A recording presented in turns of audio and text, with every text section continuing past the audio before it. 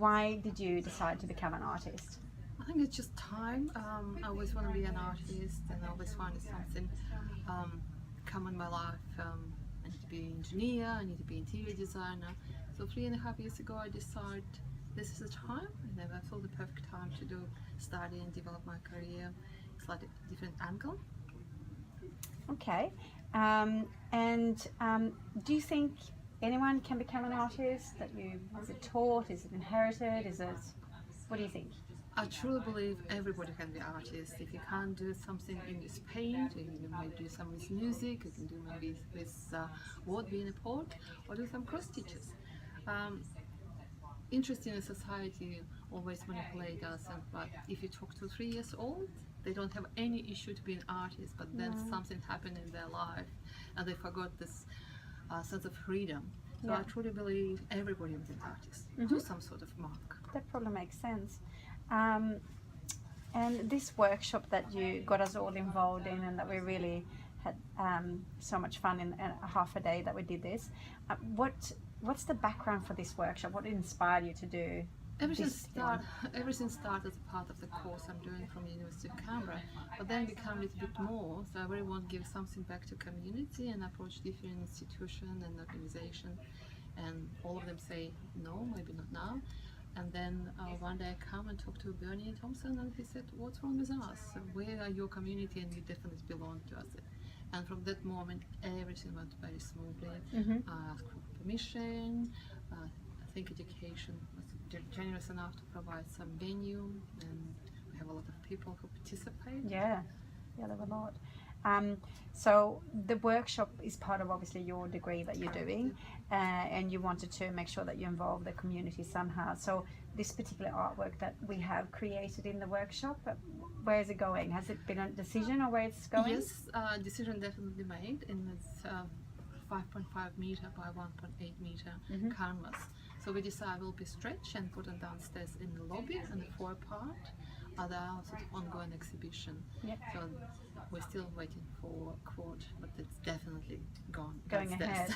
Okay, so from us having the idea of cutting the piece up, we finally decided we're keeping as a one piece, which I'm glad we are. It was huge disagreement with people divide to different camps. One say, "I want my piece," and another one say, "No, I want everything can be safe." We find compromise. Everybody received digital copy of their own segment, and we're still sort of working as a homework. And the whole genius piece will be downstairs with some small artist statement and punk. So that's good. It's a nice memory. That's great. Now, obviously, you needed some sponsors involved with this project because it's costly. Art is expensive, unfortunately. So I know that you approached some sponsors to get on board. Can you tell me a bit more about what happened there? Yes, we very fortunately, Agassiz provide the canvas for us, photo paint, and resin provide sample pots. And from last year, I have experience to approach 58 companies for very good course. Unified symposium, and all 58 said no. This time I decided not to ask for much.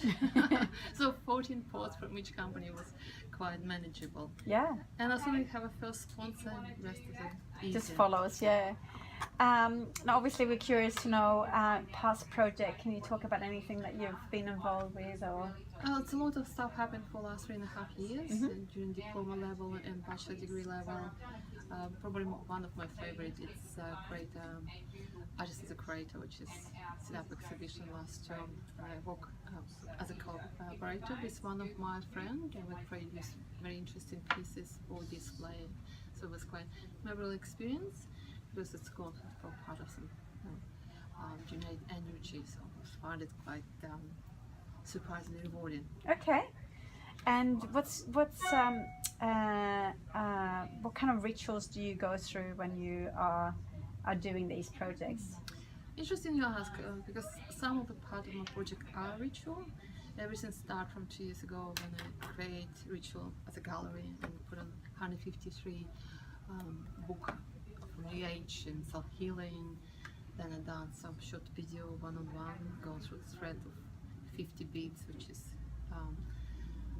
represent of my age this year, and this year again I created quite interesting project based on rituals. Okay, so it's a big part of obviously what you're doing. What do we get to see with Elena in the future? What holds the future? Our graduate exhibition. Yep, that's big. And it become involved from all different angles, and a lot of people give their own opinion. Yep. How the piece is supposed to look like, and it's participatory installation art. Mm-hmm. And I thought to make a nice closure if I bring that 153 books from my first semester and the last one, but it's not happening. So eventually it will be one book. So I encourage people to go and create a space and sit and reflect and read what the previous participant write and read and write. I know you talked about involving a special chair. Is that still happening? Yeah, it's still happening. The chair is still on, and it's come my first purchase from Vladivostok, from my home country. Yeah. And I'm making it very presentable. So it's quite interesting how he's involved himself. So I have a vision, and it has to be this A, B, and C, and the reality is it's X, Y, Z. Yeah, it's a involvement, isn't it? It's constantly changing. Absolutely. I'm looking forward to coming to your exhibition on the 25th, is Yes, it? 25th of Yeah. November. So I will be definitely coming over and have a look and see what you're doing. So is there anything else you want to tell me or talk about? No, or? I think I just want to thank you very much for all your support, all my colleagues through the Hey Teacher art workshop, and for doing the second interview and second video. Thank you very much. You're welcome.